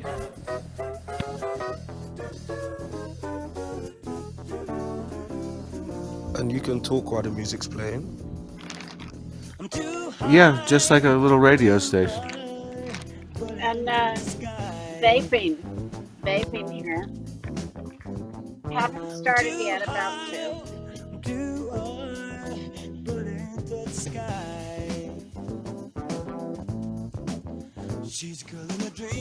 Merry Christmas, everybody. Merry Christmas, Larry. Merry Christmas, it sounds really cool. I haven't heard that Stevie in a long time. I'm too high, but I ain't left the ground. I'm too high, I hope I never ever come down. She's a girl in her life, but the world's a superficial paradise. She had a chance to make it big more than once or twice, but no dice. She wasn't very nice.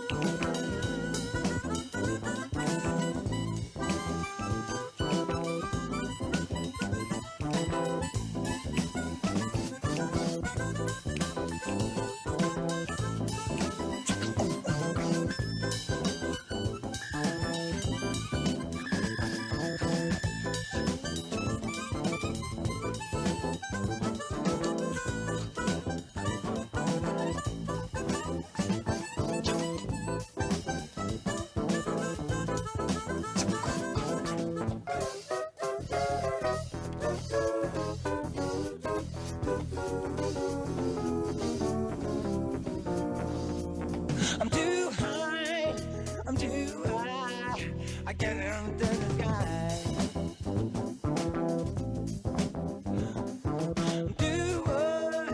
I'm so high, I feel like I'm about to die. She's good of the past, I guess that all got to her at last. Did you read about the girl today?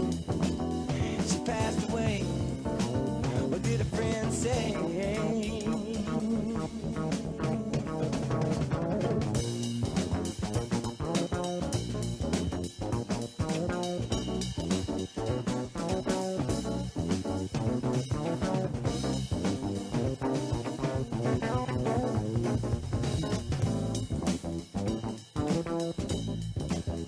They said she's too high, too high.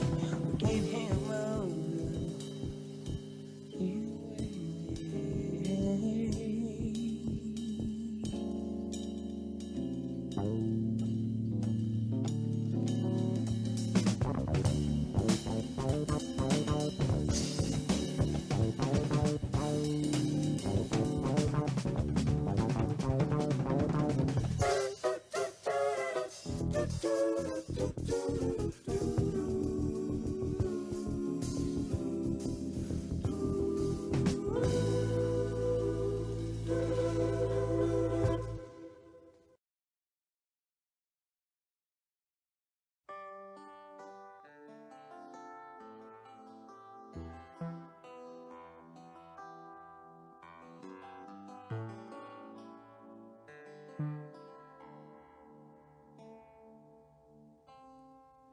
Wednesday morning at 5 o'clock, as the day begins, silently closing her bedroom door, leaving the note that she hoped would say more. She goes downstairs to the kitchen, clutching her handkerchief, quietly turning the back door key. Stepping outside, she is free. She is leaving home.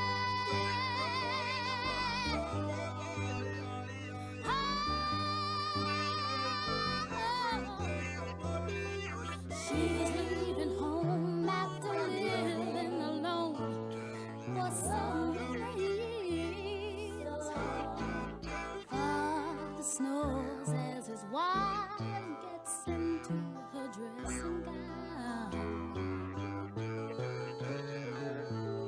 picks up the letter that's lying there, standing alone at the top of the stairs. She breaks down and cries to her husband, "Daddy, my baby's gone." Why would she treat us so thoughtlessly? How could she do this to me? Oh, she is leaving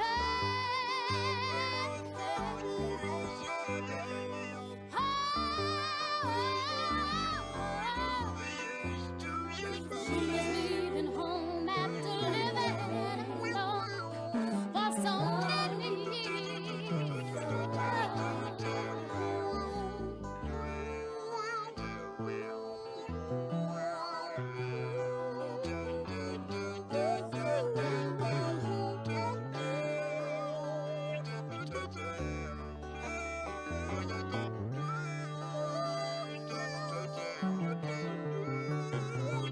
Friday morning, 9 o'clock, she is far away.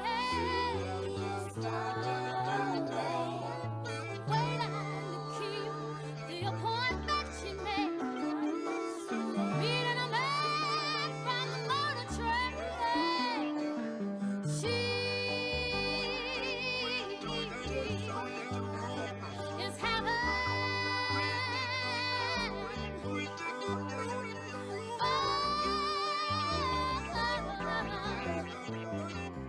something inside that was always denied for so many years. She's leaving home. She's leaving home.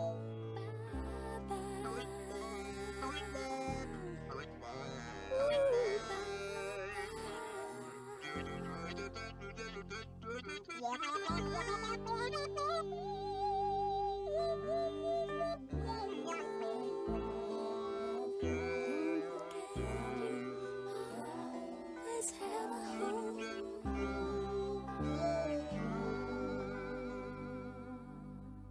And that was Sarita Wright, who was married to Stevie Wonder at that time.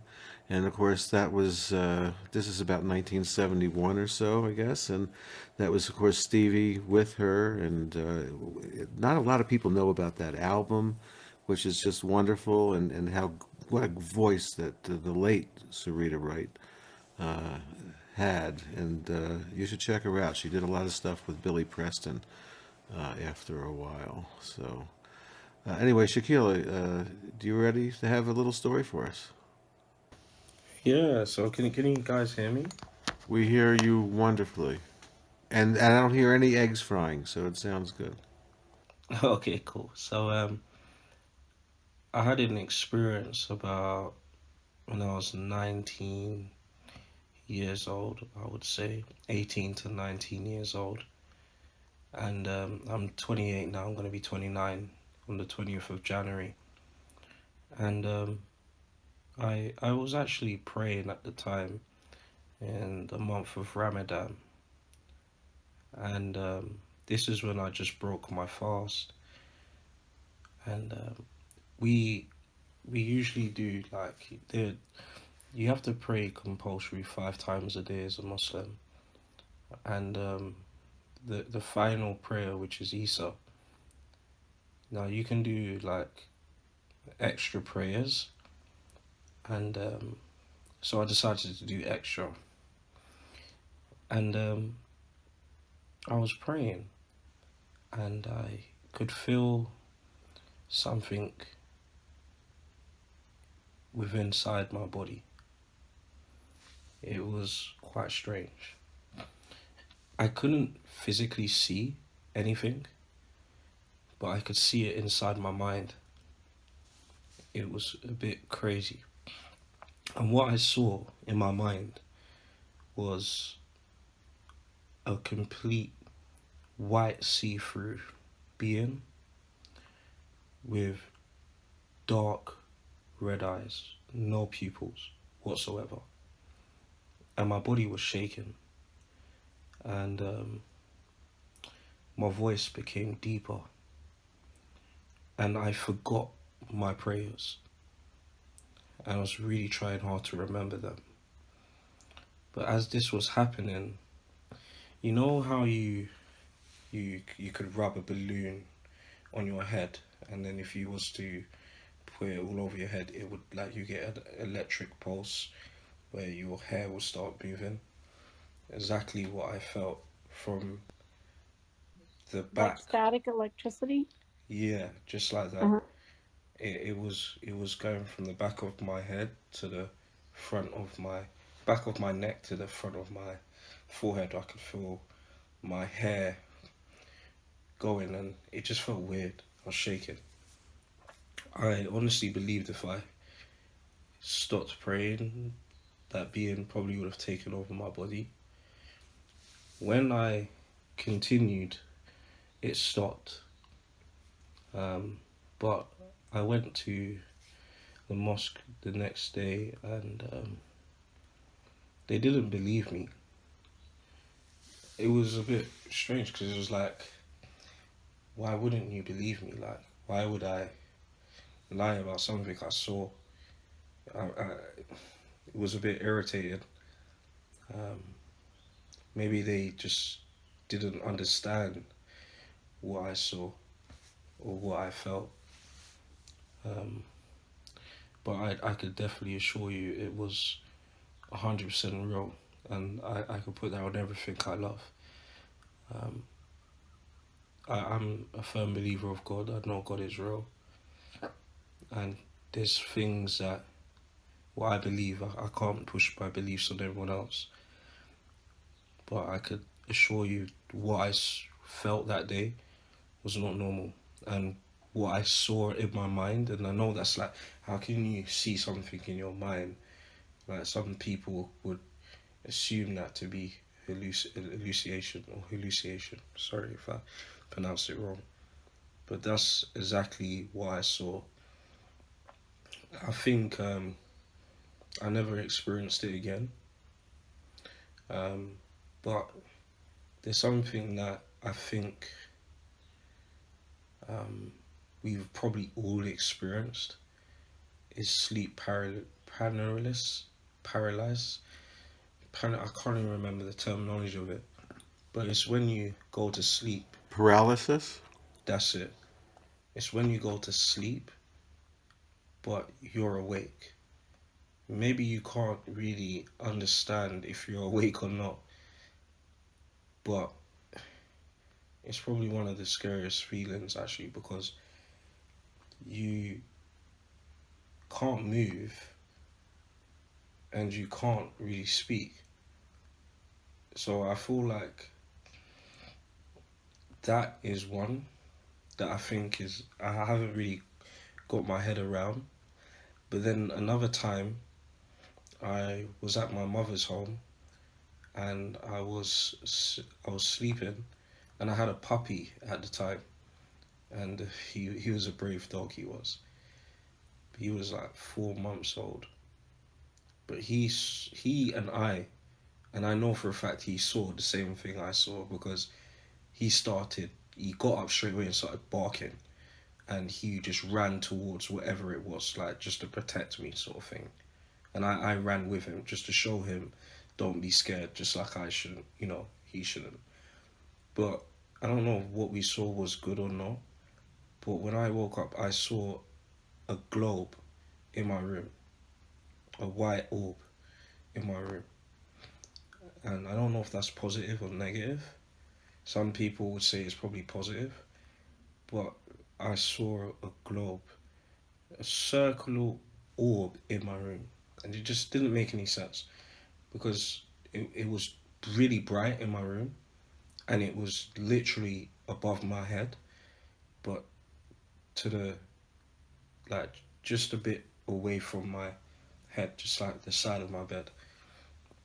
So they're the few things I could say that I've encountered, but the one when I was praying, I don't really have an explanation to what that really was, other than it being a demon. And I definitely, when you say these things to people, it's like you're going crazy, right? Like, But I don't know if anyone's experienced or seen anything like these things before, but I can assure you, it's very real, and they're very good at hiding themselves in plain sight.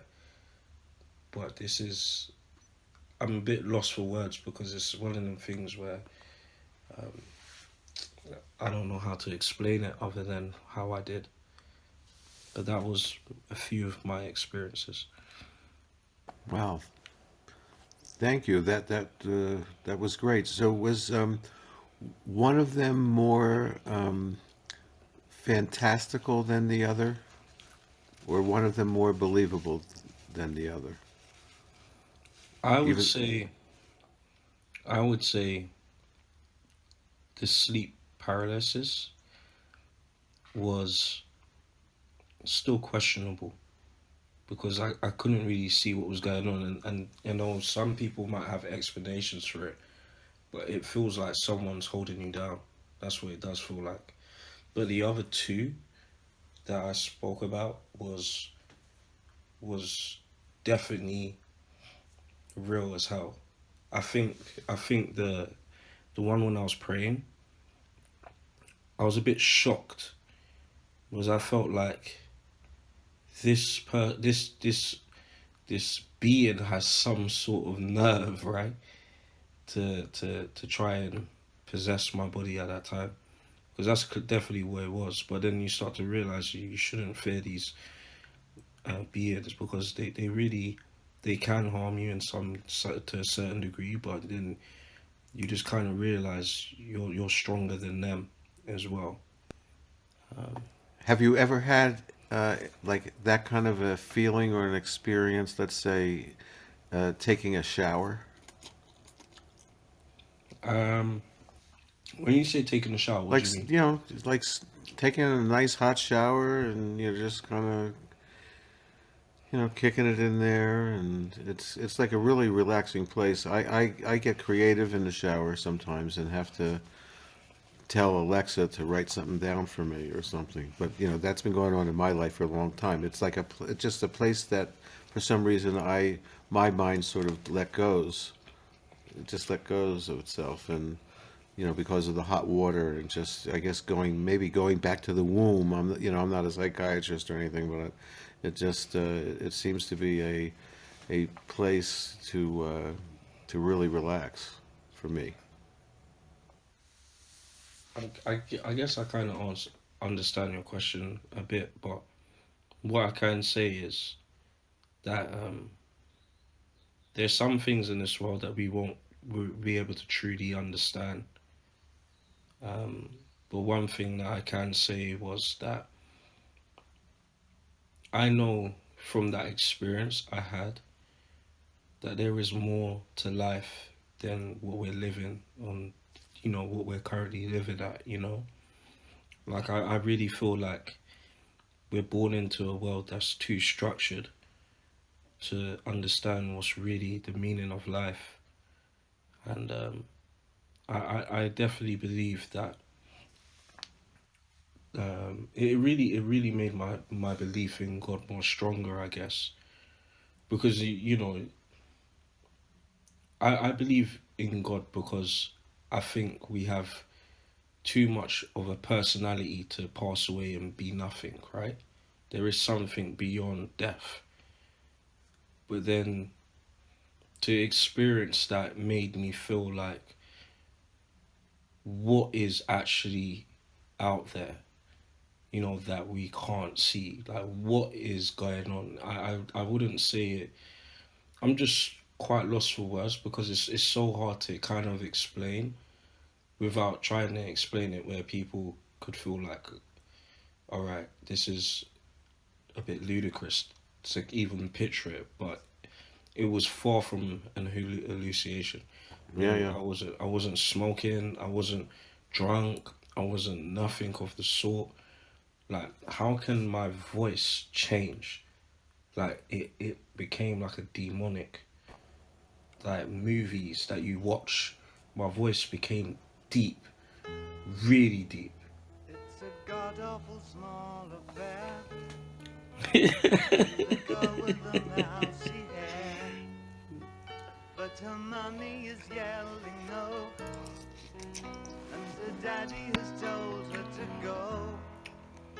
But her friend is nowhere to be seen.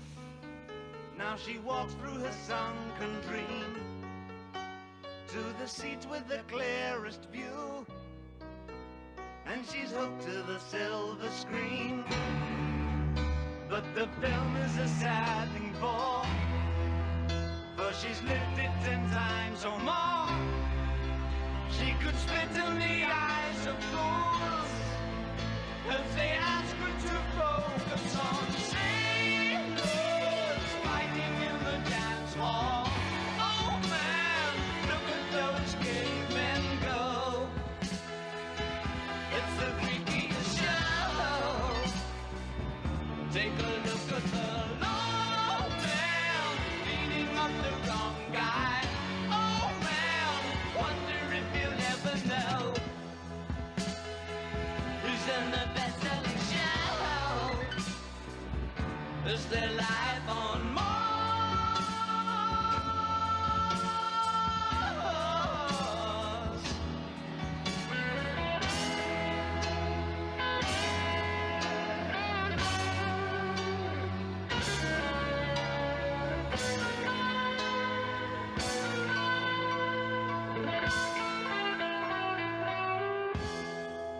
It's on America's tortured brow that Mickey Mouse has grown up a cow.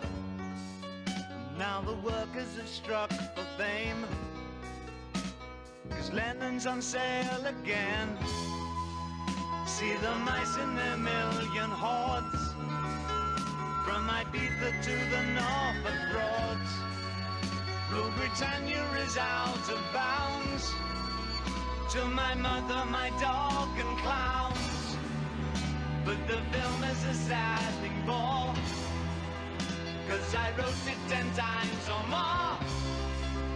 It's about to be writ again, as I ask you to focus on sailors fighting in the dance hall. Oh man, look at those cavemen go. It's the freakiest show. Take a look at the low man beating up the wrong guy. Oh man, wonder if you'll ever know who's in the best-selling show.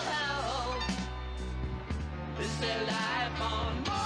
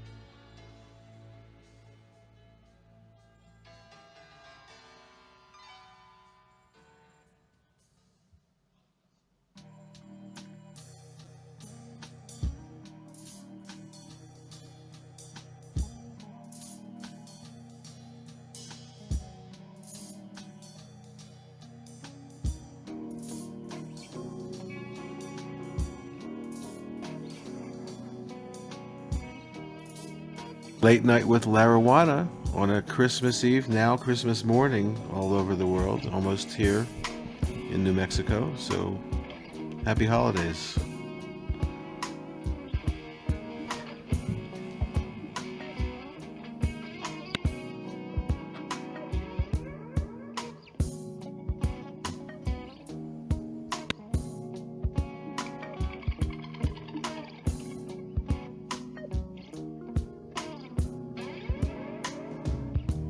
How did I get so far gone? Where do I belong? And where in the world did I ever go wrong? If I took the time to replace what my mind erased, I still feel as if I'm here, but I'm gone. Perched up in a rocking chair, with my feet all bare, rolling my blunt in a cigarette, living adolescent mind, never do take the time, waiting for my hot white asses kept. How did I get so far gone? Where do I belong? And where in the world did I ever go wrong? If I took the time to replace what my mind erased, I still feel as if I'm here, but I'm gone. Mama told me I was best, arguing, punching my chest. Son, I be strong, let me take you home. I'd see in her eyes so sincere, screaming what got me here, standing in the world with my mind all blown. How did I get so far gone? Where do I belong? And where in the world did I ever go wrong? If I took the time to replace what my mind erased, I still feel as if I'm here, but I'm gone. How did I get so far gone? Where do I belong? And where in the world did I ever go wrong? If I took the time to replace what my mind erased, I still feel as if I'm here, but I'm gone. I do nothing but waste all my time, leaving the world behind, smoking my crack just to keep me high. Around the boys I play my part rough, keep myself tough enough, never to cry, don't really wanna die. How did I get so far gone? Where do I belong? And where in the world did I ever go wrong? If I took the time to replace what my mind erased, I still feel as if I'm here, but I'm gone. How did I get so far gone? Where do I belong? And where in the world did I ever go wrong? If I took the time to replace what my mind erased, I still feel as if I'm here, but I'm gone. How did I get so far gone? Where do I belong? And where in the world did I ever go wrong? If I took the time to replace. I love Curtis Mayfield. What can I tell you? That last album of his was just amazing. He's awesome. Man, I love that. just love that whole album. I just listen to it over and over again. It's just amazing. Really nice beat. Yeah. So yeah, it's late night with Larijuana, and we can hang a little longer if you'd like. I want to thank Shaquille and Dean and you, Patricia, for sharing your experiences. I think we had a really great time tonight, and thanks for stopping by. And of course, tomorrow night, same time, same channel. So it's late night with Larijuana. So maybe I'll just let Amy. Unless anybody wants to say anything before I let Amy play us out. Um, Shaquille. this is Dean. I was reflecting on Shaquille's experience, um, Yeah, please. vision, embodiment, uh, uh, it's, like he said, articulating it is hard. I was remembering two things is when my young nephew died tragically. um, the tragedy for my brother and his wife and their older son, and everyone is, they were just so shut down by that tragedy that uh, not many people were included in the processing of that by being with them. And I went to Oaxaca, Mexico, for Dia de los Muertos. I spent a month there, and I was working with a curandera, which is like a spiritual healer, and did quite a few very primitive sweats. Um, and they're like, I would say beating, like, they they hit you with these branches of leaves in the hottest part of the sweat, and it's part of bringing the spirits out and in. And sometimes I had to wonder, and this comes from my work with Carlos Castaneda, when he was just putting his books out about the teachings of Don Juan, and that thinking about the times where something would embody me, and it was the good spirit, or good good entity entering my body, and then sometimes there were devils exiting my body, and sometimes there were things that seemed devil-like that were entering my body and then somehow became useful to stay, and that maybe they were coming in to find something I had gained and then become empowered with something I could do to do better, as opposed to being completely fearful. Like, grief is like a sickness at some points, and it can destroy as well as it can cause growth and healing.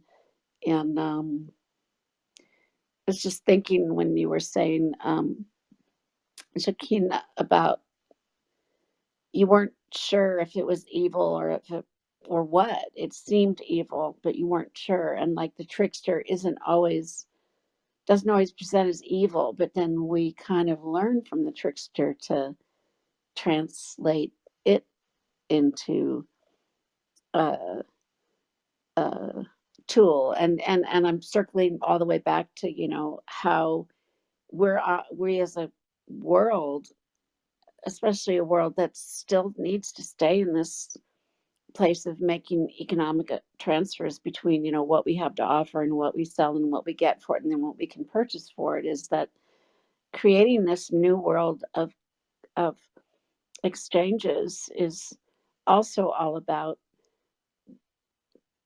where do we go with what we don't know the world will become now, with this enormity of death, dying, and unknowing, no guarantees, no whatevers. Will it happen to me or not?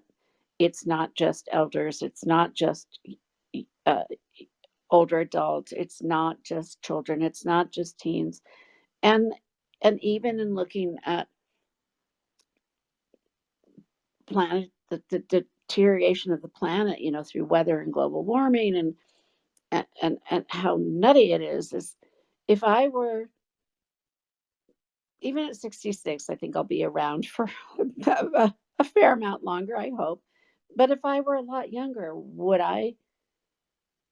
I would really want to be more active in building something I would be able to be play create value in and response to, and a tool to pay rent or create the currency that then I can use to purchase something to create my space, and that I can do things to keep this planet still livable. Because if I were a young adult, or a young teen, or even a child, what would I be wondering will be left for me, when in my own lifetime there have been so many challenges. Like I said, we come from the vocabulary of our experience. I've been challenged over and over and over again in so many different um,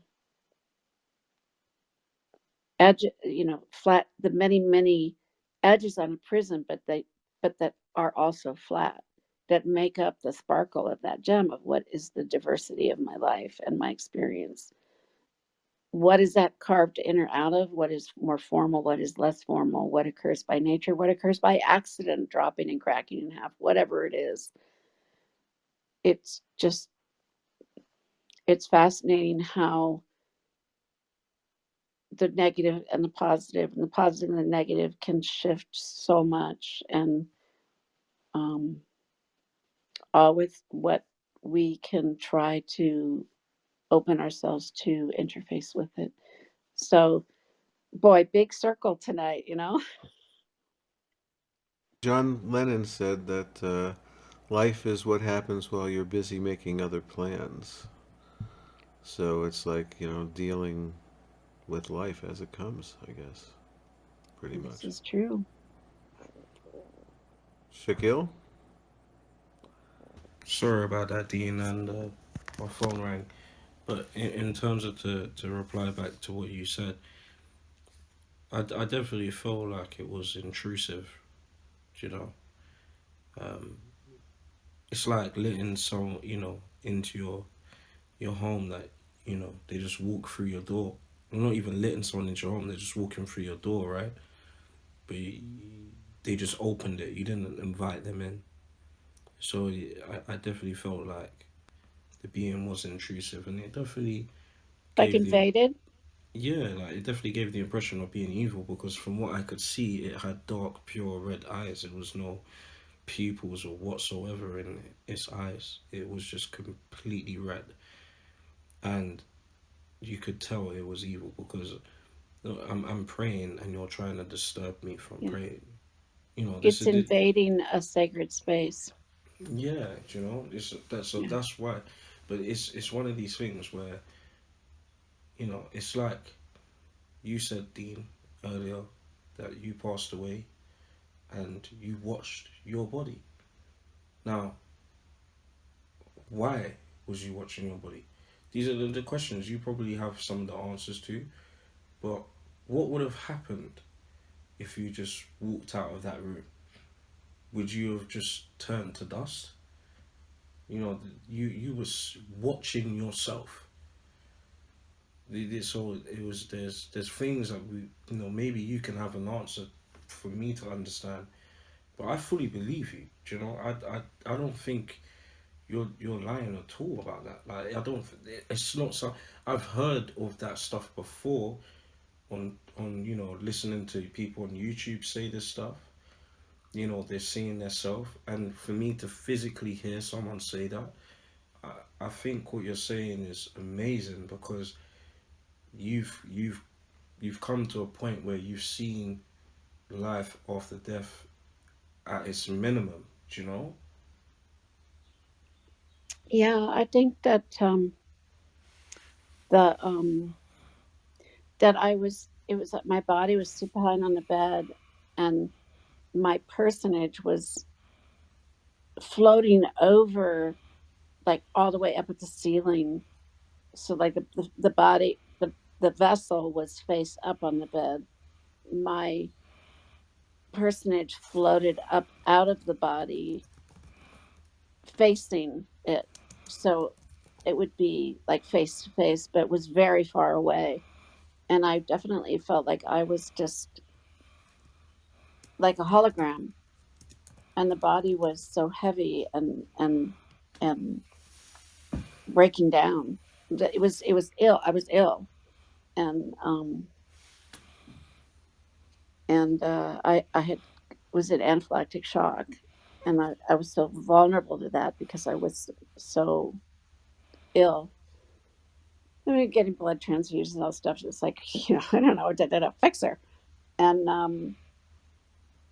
and I really have to think about it. I don't recall whether I just floated back down into it, like we could like a mind, like a melding face to face would not seem to make sense. It would seem to make sense of the floating feeling that I had, and that I was sort of like the ether body, and the other was the physical body that you would have to turn over and then like sink back in, so that you didn't end up with a face on the front of your head and the back of your head or something.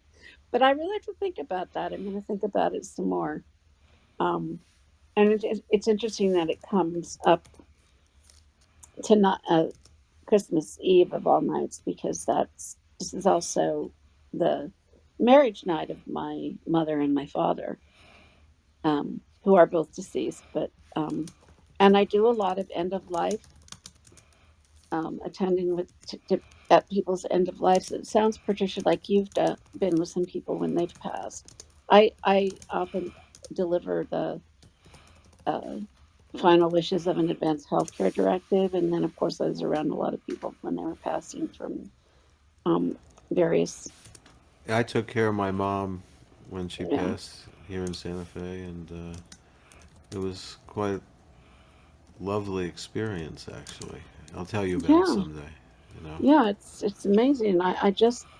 Uh, I just had someone pass January 24th, so a month she will have passed, but her journey began on December 24th of that passing. A year Um, ago, you mean? a year ago, yeah, she didn't have COVID. It was a train wreck of other co-occurring conditions, but I was selected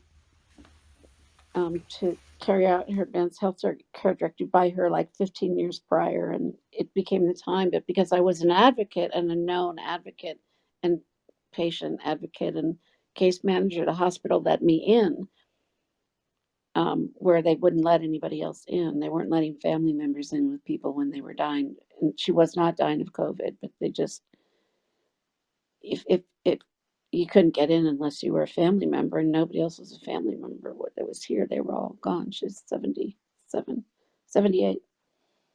So yeah, it's a privilege and an honor, and it's wonderful, beautiful, hard, and amazing Yeah, and all absolutely. indescribable all at the same time. It's I don't know that I want to do it too many more times. I did it with my mom, and nothing could have been harder than that. But it was nothing could have been more beautiful at the same time. It was just amazing. And I might as well just tell you what the final moments were then, just to complete the story for the future. Um, she came home with from the hospital with hours, just they sent her home, and this. Do you know a woman named Star by any chance, Dean? Mirabai Star. Her name is uh, Star. She's like with people too. She worked for somebody that is with people when they're passing. I don't she's like a remember. death doula. Yeah, I guess if Hmm. I'm not sure what it's called. Anyway, she was like on her way to the house, and then she finally got there, and so anyway, the last couple 20 seconds were like, you know, my mom said, "Did you see that?" And she kicked her leg and laughed. And I was, when she said, "Did you see that?" I went over to her, and that was it. It was like nothing that I was ever around before, but it was just a wonderful a wonderful ending to 88 years. Well, That makes me laugh. I've had people laugh or like smile and say, uh, "Did you?" and say stuff like, "Look at Yeah, that's that! exactly what Rita. That's Wow!" exactly. Like, Yep. "Did you see that?" Or that sometimes they're asking you because they know you're there, and other times they're not even asking. They're just like, or someone will just go, "Huh, I interesting," never knew that that and was. then they're gone.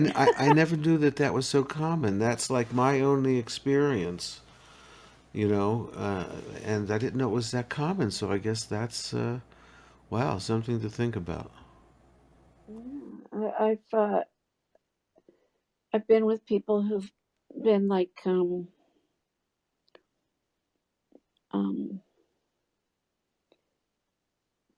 kind of announcing, not by name or by description, just like, oh, uh-huh, here, and then a little later, like, oh, uh-huh, yes, it's someone else because their whole voice changed, not about like topic, but just like these others are joining them to help Right, right. Wow. them on their way. Or Yeah, yeah, I I know. also had someone Mm. just start to just fade and then say, "Not yet, not Oh, yet," wow. and then just like have like 8 more hours, and then Wow. Wow. yeah, like they just were like, not everything's in the order I need it to be to step off the edge of whatever this, or to step into this next place, and then um or someone be in a really deep coma for a really long time, and there's no, you're not providing anything except comfort and physical comfort and warmth, cleanliness, but no medicine, no hydration, no oxygen, just what the process the body's going through, and have them have like panic, and then try to read the panic as what portion of this autonomically is occurring, but where is the hidden message in it, so that the panic can be met with, um, can be met in whatever that is. It's like you don't tell someone, "Don't feel that way. You're fine. You're going to be okay," but find out, like, are you cold? Is this frightening? Are you seeking something? Like with things that could be what they're seeking, or um, it could be, and it's usually in their experience of what they're transitioning. And there have been times where sometimes I've just um, found anything and put it in their hand, and it begins to make a connection to something more that they can name more tangibly in their journey, um, like a rolled up washcloth or something, not like a Kleenex box or a computer or phone or something, but just something, um, not too hard, not too soft, but just that it can, if they're seeking to touch something with their hands, it's more going to be in their mind's eye what they're holding. So I'm going to probably ask you a weird question, since you've, been describing this. I've been through it once, and uh, but is there any difference between men and women, or is it equally pretty much the same? Because you were describing exactly what I saw, uh, with my mom. Uh, any In the men that I've been with that were like more creative kind of folks, um, I didn't see a lot of difference between male and female or men or women.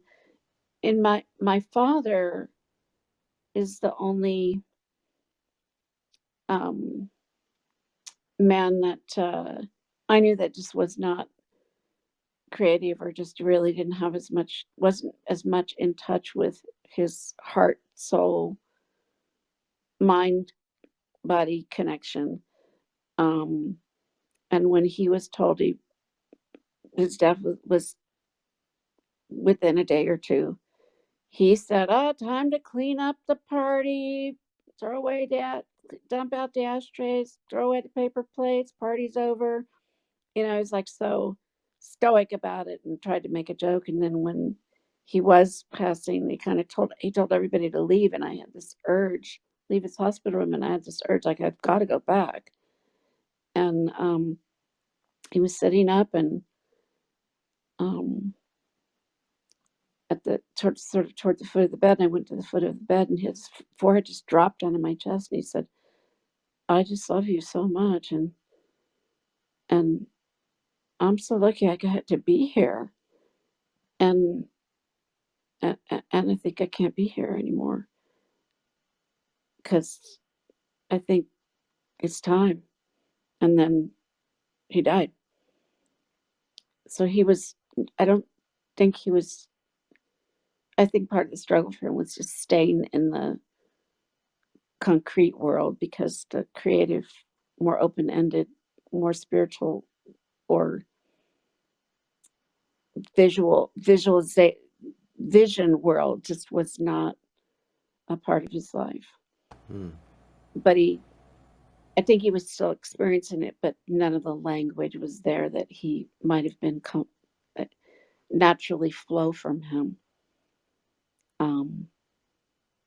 It was metastases of lung cancer. So when he was sitting up, it was like to try to expand, open his lungs, because they'd taken out the chest tubes, and there was no.